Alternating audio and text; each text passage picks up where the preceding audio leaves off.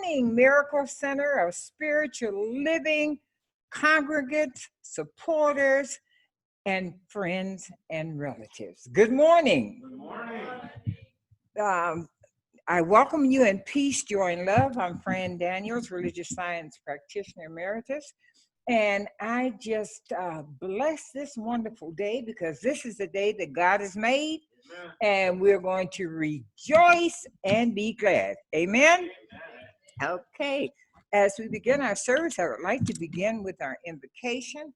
And I simply ask you, I invite you to simply close your eyes and with open hearts, open ears, let us just hear the word of spirit as we bless this morning's service.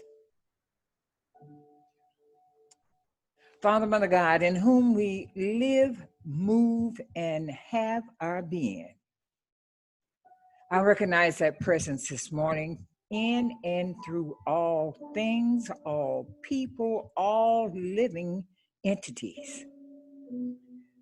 For the omnipresence of spirit everywhere, present equally at the same time, is a magnificent force of divine love and magnificent good. So it is in this understanding, in this place that I stand, know that God is here. The spirit of love, joy, peace is here.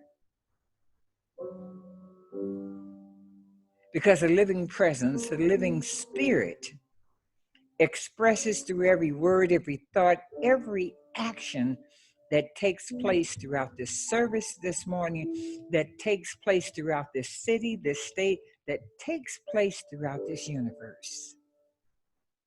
The goodness of God. So as we consciously rely on that, as we consciously depend on this magnificent movement of spirit, we express, we live, we exist only in peace and love.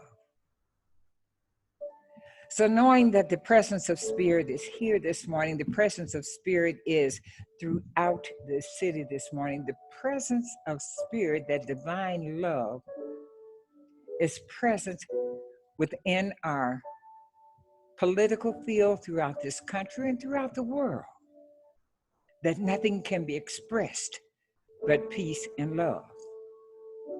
The presence of spirit, this presence of peace and love, is expressed through those that have moved to another plane of experience, giving special reference to Judge Ginsburg. Knowing that right where she is, God is. Right where she is, peace, love, and joy is. So it is in this understanding of the divine movement of spirit, the perfect action of spirit, that is taking place right now. I claim that this morning service, that this world, that this universe is blessed. Because God is the only activity. Peace, love, and joy is the only activity that takes place here and now. So knowing that this action is especially happening through the service this morning, I decree that we are blessed. I decree that everything that takes place is blessed. And therefore, this morning's service is definitely a perfect expression of a spiritual experience. And if you're in agreement with me, simply affirm, and so it is. And so we let it be. Amen. Amen.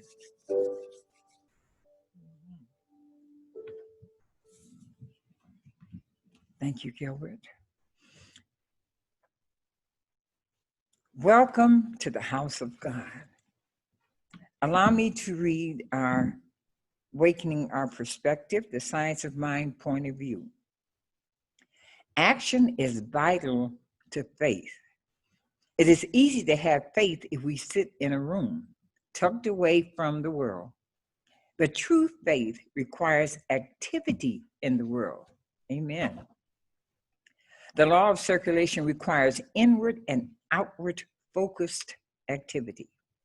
Holmes argues that when a man's thought rests entirely upon himself, he becomes abnormal and unhappy. But when he gives himself with enthusiasm to any legitimate purpose, losing himself in the thing which he is doing, he becomes normal and happy. Only as much life enters into us as we can conceive, and we conceive of life in the larger sense only when there is complete abandonment to it. Let the one who is sad, depressed, or unhappy find some altruistic purpose into which he may pour his whole being, and he will find a new inflow of life of which he has never dreamed. And that's from The Science of Mind, page 440. That's absolutely true. I agree with that statement. When I hear people say that they're bored with life, it tells me several things. One, that they're not doing nothing with their life. They're not helping anybody else. They're not being a part of a positive activity or environment. So I need another day and so many more hours in a day. So if you ever get bored, start giving of yourself to someone, help someone, and you could never be bored. So our topic this morning is conviction is strength. And at this time, I'd like to introduce and bring forth our very own Reverend Theresa Slusher.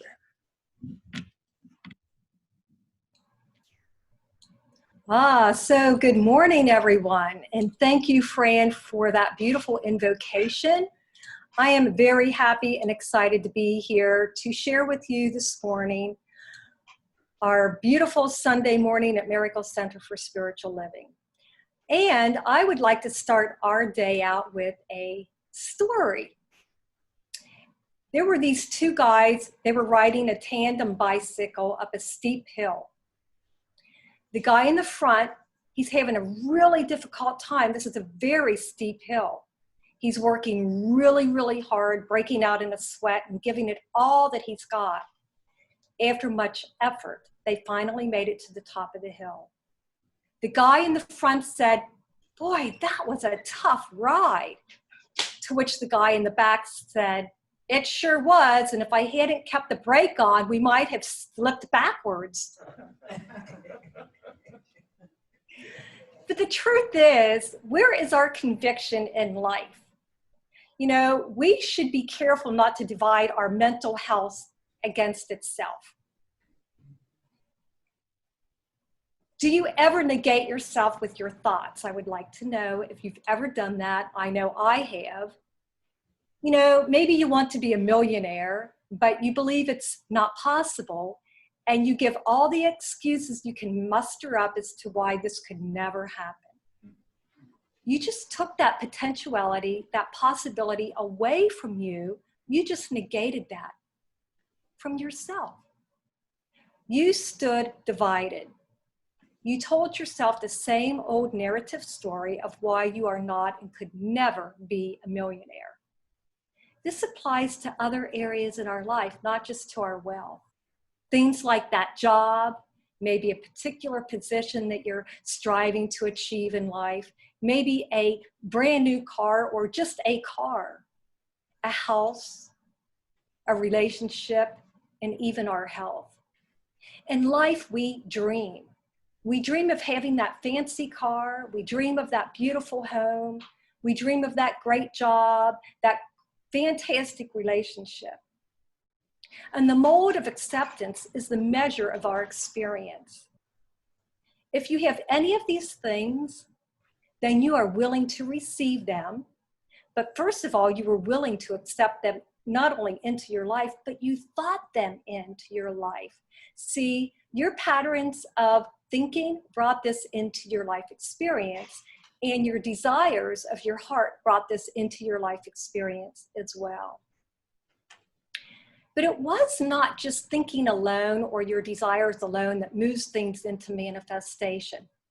We need faith. Faith. Faith begins to stir things up. Faith requires action. How much faith do you need, you might ask? Well, we're told that faith of a mustard seed can move mountains. So we don't need a whole lot of faith, but faith we do need. Faith moves mountains. Faith removes those thoughts and things that we think are standing in our way. You know, those obstacles, anything that we find a hindrance, faith melts that away. Faith is obedient, always obedient to God's divine laws. Divine law is always working. Just like gravity is always working. Divine law is always working. God is always working. You might want to examine what you believe in. What do you put your mental energy towards? What are your thoughts? What are you thinking? And what is the one and only thing that stands in the way of faith? We know that. It's fear. F-E-A-R, fear. We know that fear is false evidence appearing real. So you might want to ask yourself, what is it that I'm thinking? But also ask yourself, what am I afraid of? What fears are keeping me from moving towards my dreams and my goals? Are you even aware of your fears? Our fears, sometimes we mask them as excuses. You know, we say things like, no, I could never be a doctor. I'm not smart enough. That's an excuse. Well, I could never afford that house. I don't have the money. Or I don't have a job that pays me enough money to have that house. And excuses sound like, well, I've never done that before. Excuses sound like, what will people think? Excuses sound like, what if I try and I fail?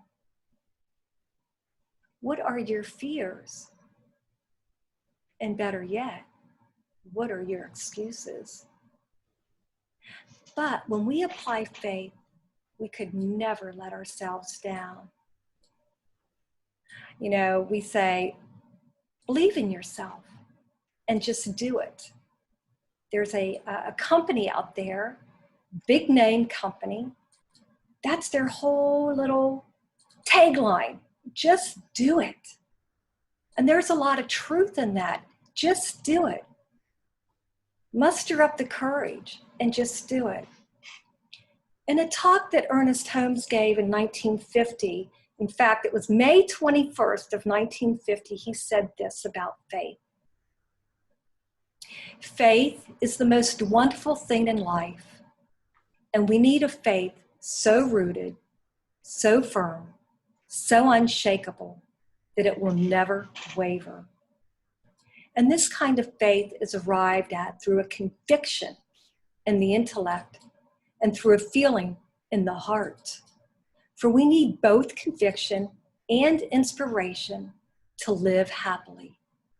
Without conviction, he says, we are never sure, and without inspiration, we lack that most vital of all things.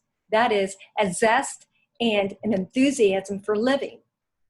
And Fran, she kind of intoned that a little bit at the beginning of our service. A zest, a joy, enthusiasm for life. Ernest Holmes speaks a truth here. We need to feel our life. We want to do it and lose yourself in the doing. Build your faith. Make it so strong that you become unstoppable. Fear has no power over you when you are unstoppable. Set your goals and start moving your feet. If you want to write that book, begin writing. What do you have to lose? And if you want to help the needy, find your vehicle. What have you got to lose? And if you want to end hunger in the world, start your nonprofit or go out and just start feeding people. What have you got to lose? If you want to help lead the world to a better place, learn everything you can from those who have gone before. For it is those that have gone before us. Those are the giants whose shoulders we stand on. Those who have had the courage and the faith. I'd like to share with you something that our late Ruth Bader Ginsburg said. And she said this: I surely would not be in this room today without the determined efforts of men and women who kept dreams alive. People like Susan B. Anthony, Elizabeth Cady Stanton, and Harriet Tubman. I stand on the shoulders of those brave people. I say, what have you got to lose? Better yet, what is our world losing if you let your fears stop you from being the great and wonderful person, the great and wonderful giant, if you don't live your dream? How can you best serve yourself in the world, you might ask? Open up your mind and let your ideas become real. Maybe you want to go out and feed that population, the hungry. Maybe you want to help the poor. Then create that organization. Maybe you want to teach little kids how to contribute to life. Then become that incredible teacher. Maybe you just want to dance professionally. Then learn to dance. Simply have the courage to let your voice be heard. I ask you, are you letting fear stand in your way? Chase it away and embrace your faith. Become strong.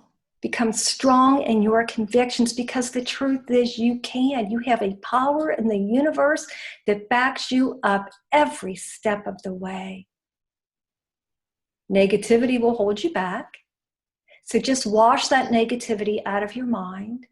We use affirmations, we use prayer. Just take that negativity. Don't let it hold you back. It's unconstructive. It isn't helpful. In fact, it can destroy your dreams and your ideas of creating something great. Take a stand right here and right now and change the same old narrative story of why you're not good enough, smart enough, rich enough. Because we know with God, all things are possible. We live in a world of infinite possibilities. You have the potential to manifest anything your heart desires, anything your heart desires. The truth is, though, it's not up to how you fulfill your heart's desires. No. Because in truth, it's already done in the mind of God. It's up to you to have your mind made up and then align it with the power of faith. You have to want it so bad that you can see it, feel it, and know that it is yours without a shadow of a doubt. See, Jesus Christ, he wrestled with that doubt for 40 days and nights in the desert. And he said to get it behind him, get that doubt behind me. And it went behind him, and then he was able to accomplish great things. In fact, he kind of changed the world. Your conviction also needs to be that strong. It needs to be so strong that there is not an ounce of room for doubt in your mind. And when your conviction is so strong, your faith will move those mountains. Faith gives us a drive and determination. It is beyond belief, is that it's knowing, and it is in the knowing that we create our reality. So I ask you, just for a moment, to place your hand over your heart and just ask for clarity. Ask for clarity, and then ask yourself, How do I want to show up in the world? What is it that I want to be? What is it that I want to do and have? How can I contribute to creating a world that works for everyone? Right here at Miracle Center, we have a wonderful, wonderful spiritual community. And it started out as an idea. And someone or a group of individuals had enough faith to bring it forth. I believe it probably was not an easy task, as I am sure there were doubts and fears that they all had to overcome. You know, they asked all of those what if questions, and they had to go into prayer, they had to meditate, they had to affirm, they had to draw up within themselves that faith and that knowingness that it can be done. So somewhere along the way, all of those doubts and fears were released back into the nothingness from whence they came. And this vibrant and vital community was birthed. I'm not saying there's not growing pains in giving birth to something. And I know that many changes have transpired in this beautiful community for the 40 plus years. And yet here we are. We have so many wonderful and beautiful individuals doing their part in selfless service. Service without regard to personal compensation or spiritual compensation. We have lots of volunteers who keep our building clean, teach our children. We have administrators who create our newsletters and our bulletins. We have people that manage our bookkeeping. We have eager students, devoted teachers, financial contributors. We have licensed practitioners to pray with us, a dedicated board of directors, and so much more. And you know what? I haven't heard one person say, I am doing this to get something in return. We serve our community with love. We have a conviction that the part we play is vital, that we are significant, and our contributions of our time, talent, and treasure are valued. Ernest Holmes told us that when a man's thought rests entirely upon himself, he becomes abnormal and unhappy. But when he gives himself with enthusiasm to any legitimate purpose, losing himself in the thing which he is doing, he becomes normal and happy. I would like to say Miracle Center for Spiritual Living is full of normal and happy people. I'd also like to say that Miracle Center for Spiritual Living is full of wonderful, loving people. So again, I ask yourself, how do I show up? When faith inspires, we're called into action of some sort. It could be prayer. It could be caring for one another in a pastoral way. It could be any way to serve our spiritual community, any creative action. The point is when we block or hinder and we're outside of the flow of faith, we stagnate rather than flourish and thrive. We know that faith without works is dead. Faith works with love. Faith works in service and in truth. In fact, faith is life. Action is vital to faith. It is easy to have faith if we sit in a room tucked away from the world, but true faith requires activity in the world.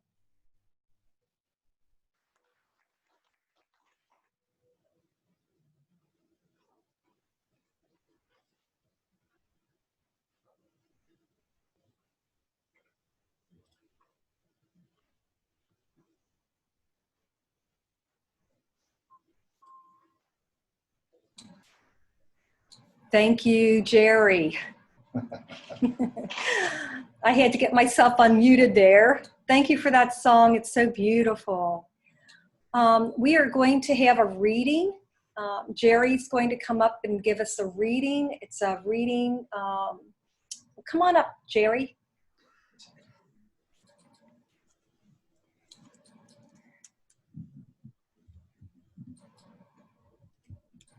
All right. Thank you. Heal the world. Reading. The following excerpt is taken from Living Without Fear by Ernest Holmes, which is a methodical guide to dealing with some of the mechanics that seem to trip each one of us as we apply this to and live science of mind principles. Worry, crisis, anxiety seem to plague most people, often to the extent that life is something to be suffered through rather than to be lived with joy. This does not mean that we shall ever be free of all problems, but rather that life and living present a continual challenge, which we should learn to master instead of allowing it to master us. No one imposes fear upon us. Rather, we create it for ourselves in our own thoughts and emotions. What we need to realize is that we have just as much freedom to eliminate fear as we have in creating it. That there is an obvious need to secure our freedom from our self-created and self-imposed fears is found in those sciences which deal with the mind and the body. Any evidence of fear in our thought, whether it is large or small, can have subtle and far-reaching consequences. You can find the freedom from fear, and you can discover the ways and means to achieve more of what your heart desires. The journey can be made, the goals can be achieved, but it is something that no one else can do for you. For the attainment rests in the processes of your own thought. Pages 3 to 5 from Living Without Fear by Ernest Holmes, and so it is.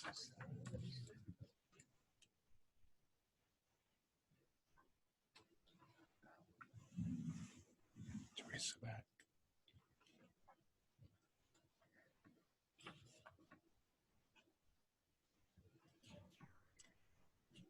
And our control room is being run by Chris today. Thank you, Chris, for bringing me back in. And thank you, Jerry, for that beautiful reading in the words of Ernest Holmes.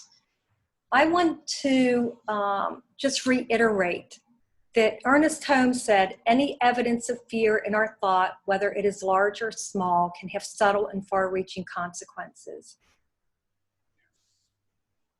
Any evidence of faith, any evidence of faith in our thought as well, whether it is large or small, remember, faith, the size of a mustard seed, can have far-reaching consequences.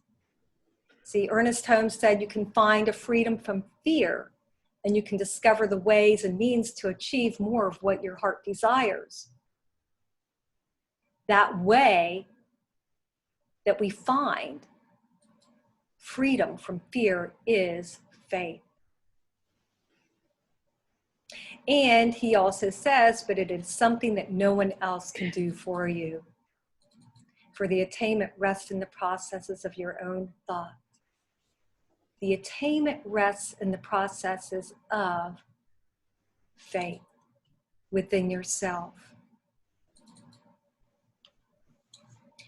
So what I would like to do is take us into a spiritual mind treatment. And we use spiritual mind treatments to help heal ourselves, to help bring us into the knowingness that we are one with the one. So I invite you to take a nice, deep, cleansing breath. And breathing in. Breathing in that life force. That life force that is always there, always existing. And breathing out, releasing and letting go of anything that came before this moment. And again, breathing in, knowing that there is one mind, one divine source that sources all beings, each and every being. For we are all individualized beings of the one great divine source, the one great mind. This is true for all beings, that this divine source operates through, in, around, and as each individual, in the sanctuary, in the Zoom room, outside of the Zoom room, and everywhere, everywhere. For we know that there is not a spot that God is not. And knowing that this divine source is that love, that joy, that peace, that beauty. I speak my word for each divine emanation, each divine child of the Most High. I know that fear is false evidence appearing real. And I know that each individual has that courage to stand tall and to take the necessary steps with encouragement, in peace, and in harmony. For that power that stands behind, in, around, and through, and as each individual. In truth, that is all that there is. So anything that looks less than is returned back to the nothingness from whence it came. And in this stepping forward, we are creating a world that works for everyone. And it shows up in individualized dreams, and that dream to have and to be and to do and to have so much more than what came before. For we are on a revolutionary path to greater good, bringing into manifestation a world that works for everyone. I see this, I feel it, and I know it to be true. So I sit with the Most High. I sit in the knowingness, and I stand in the knowingness in full and complete gratitude for this truth. Knowing that there is only that which is of the highest order for all beings. That includes jobs and health. That includes employment, resources for all beings everywhere, in this country and outside of this country, in the whole world. And that joy is the call of the day. Happiness is the call of the day. And so we know that we bring this into fruition through the law, knowing that there is power in the spoken word, and I have spoken into this. And so I give thanks, knowing that the law is always working, that God is always working, bringing into manifestation that which we declare within ourselves and around ourselves, the knowingness and the beingness, that yes, we are free. We are free. We are free. And so I say thank you, thank you, thank you. And together, if you agree with me, declare with me, together we say, and so it is. Amen.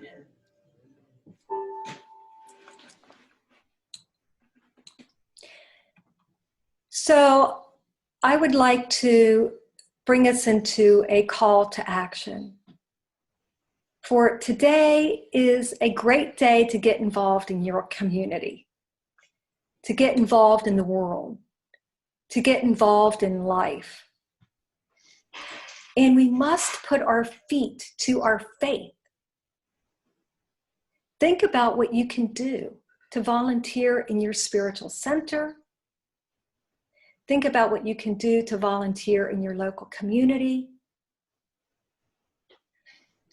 And if it's not there in the community, if it's not there in the center, but it's in your heart, then create that.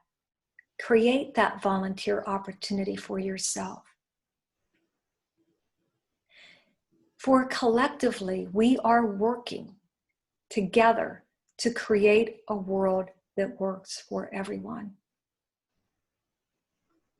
There's a gentleman by the name of Herschel Abram Joshua, and he wrote in a book called Between God and Man, an interpretation of Judaism. In 1997, he said this: "The world is torn by conflicts, by folly, by hatred. Our task is to cleanse, to illumine, and to repair. Every deed is either a clash or an aid in the effort of redemption. God is hiding in the world, and our task is to let the divine emerge from our deed." I invite with you to declare with me this affirmation. Repeat after me. Today, I act in ways that affirm the inherent goodness of all. And so it is. And we have I believe, a benediction.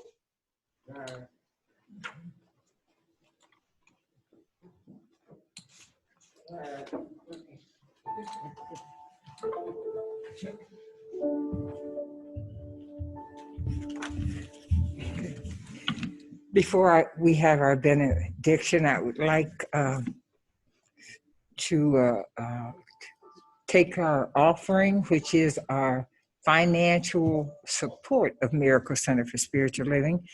And I thank those that are within the sanctuary. I thank those that mail in their tithes and offerings through the U.S. mail. I thank those that mail in their tithes and offering through PayPal. So however, even if you use Pony Express, thank you. Our obligations, our financial obligations still move on. So we thank you.